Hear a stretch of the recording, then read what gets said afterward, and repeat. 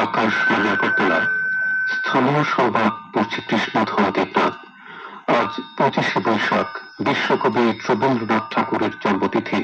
এ উপলক্ষে রাজ্য জুড়ে শিক্ষা প্রতিষ্ঠান, সামাজিক সংস্থা এবং বিভিন্ন সাংস্কৃতিক সংগঠনের উদ্যোগে নানা অনুষ্ঠানের আয়োজন করা হয়েছে। ছন্দনের সাংস্কৃতিক সংস্থার উদ্যোগে রাজধানী শহরের রবীন্দ্র শতবার্ষিকী ভবন প্রাঙ্গণে রবি কবির জন্মদিন উপলক্ষে সকালে নানা অনুষ্ঠানের আয়োজন করা হয়েছে। বাংলা সংস্কৃতি বলয় আগরতলা সংসদ আজ এই উপলক্ষে প্রভাত ফেরির আয়োজন করেছে। রাজধানীর উজ্জ্বল প্রাসাদের সামনে থেকে প্রভাত ফেরি শুরু হয়ে শহরের বিভিন্ন পথ পরিক্রমা করে উমাকান্ত একাডেমি প্রাঙ্গণে রবীন্দ্রনাথের মর্মর মূর্তি পাদদেশে গিয়ে শেষ হবে। এদিকে তথ্য সংস্কৃতি দপ্তরের উদ্যোগে উপলক্ষে আজ সকালে আগরতলার রবীন্দ্র কাননে অনুষ্ঠিত হয় প্রভাতে কবি প্রণাম অনুষ্ঠান। সেখানে রবীন্দ্রনাথ ঠাকুরের পূর্ণাবয়ব মূর্তিতে ফুলমালা দিয়ে শ্রদ্ধা জানান আগরতলা পৌর নিগমের মেয়র তথা বিধায়ক দীপক মজুমদার, নিদার আলী সরকার, তথ্য সংস্কৃতি দপ্তরের বিশেষ সচিব দেবপ্রিয় বর্ধন, রাজ্য সাংস্কৃতিক উপদেষ্টা কমিটির ভাইস চেয়ারম্যান সুব্রত চক্রবর্তী প্রমুখ। রবীন্দ্র জন্মজয়ন্তী উপলক্ষে আজ উদয়পুরে লতাবাড়ি বাইপাস রোড সংলগ্ন রবীন্দ্রনাথ ঠাকুরের প্রতিকৃতির সামনে কবি প্রণাম অনুষ্ঠান হয়। তথ্য সংস্কৃতি দপ্তর ও লতাবাড়ি ব্লকের যৌথ উদ্যোগে আয়োজিত কবি প্রণাম অনুষ্ঠানের উদ্বোধন করেন গোমতী জেলা পরিষদের সভাধিপতি দেবদেব রায়। উদয়পুর পৌর পরিষদের চেয়ারম্যান শীতল চন্দ্র মজুমদার অনুষ্ঠানে পৌরোহিত্য করেন। রবীন্দ্র জন্মজয়ন্তী উপলক্ষে উদয়পুরেও নানা সাংস্কৃতিক অনুষ্ঠানের আয়োজন করা হয়েছে। পাকিস্তান গতকাল জম্মু কাশ্মীরের সাতোয়ারি, সাম্বা, আরএসপুরা এবং আর্মিয়াতে 8টি মিসাইল হামলা চালায়। ভারতীয় বিমান প্রতিরক্ষা ইউনিট সবকটি মিসাইলকে নিষ্ক্রিয় করে দিয়েছে। দৃশ্যত এগুলো ছিল ইসরায়েলের উপর হামাস জঙ্গি গোষ্ঠীর মিসাইল হানার মতো। পাকিস্তানি সেনাবাহিনী হামাস জঙ্গি গোষ্ঠীর কারণে বিফল অপারেশনটি চালায়। চলমান যুদ্ধ পরিস্থিতিতে সীমান্তরক্ষী বাহিনী গতকাল রাত 11টা নাগাদ জম্মু কাশ্মীরের সাম্বা জেলার আন্তর্জাতিক সীমান্ত দিয়ে একটি বড়সড় অনুপ্রবেশ সমন্বয়ের প্রয়োজনীয়তার উপর জোর দেন।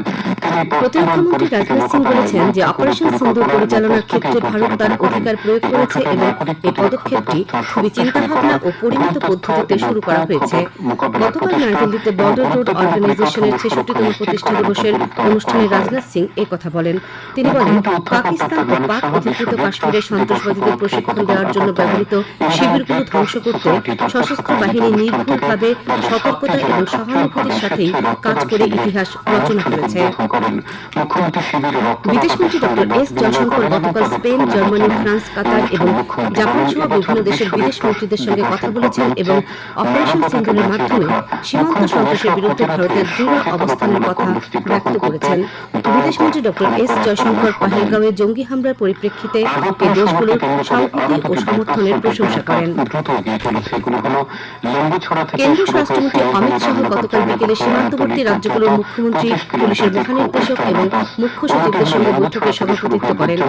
জম্মু কাশ্মীর, পাঞ্জাব, রাজস্থান, গুজরাট, উত্তরাখণ্ড, উত্তরপ্রদেশ, বিহার, সিকিম, পশ্চিমবঙ্গের মুখ্যমন্ত্রী এবং লাদাখ ও জম্মু ও কাশ্মীরের লেফটেন্যান্ট গভর্নররা এই বৈঠকে অংশগ্রহণ করেন। সম্ভাব্য আপৎকালীন পরিস্থিতি মোকাবেলায় আগাম সতর্কতামূলক যথাযথ প্রস্তুতির অঙ্গ হিসেবে গতকাল রাজধানীর উমাকান্ত স্কুলের সিভিল ডিফেন্সের উদ্যোগে মক ড্রিলের আয়োজন করা হয়। এই মহড়ায় পশ্চিম ত্রিপুরা জেলার দুর্যোগ ব্যবস্থাপনা কর্তৃপক্ষ ও জেলা সিভিল ডিফেন্স নেতৃত্ব দেয়।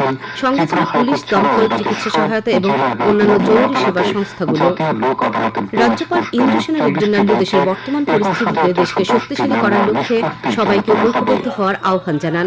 গতকাল বিশ্ব রেড ক্রস দিবস উপলক্ষে আগরতলায় এক অনুষ্ঠানে রক্তদান শিবিরের উদ্বোধন করে একথা বলেন তিনি। পাকিস্তানি সন্ত্রাসবাদীদের বিরুদ্ধে সিন্দুর অভিযান প্রসঙ্গে সাংবাদিকদের প্রশ্নের উত্তরে তিনি বলেন, যারা দেশ বিরোধী তাদের কখনো সরকার ছাড় দেবে না।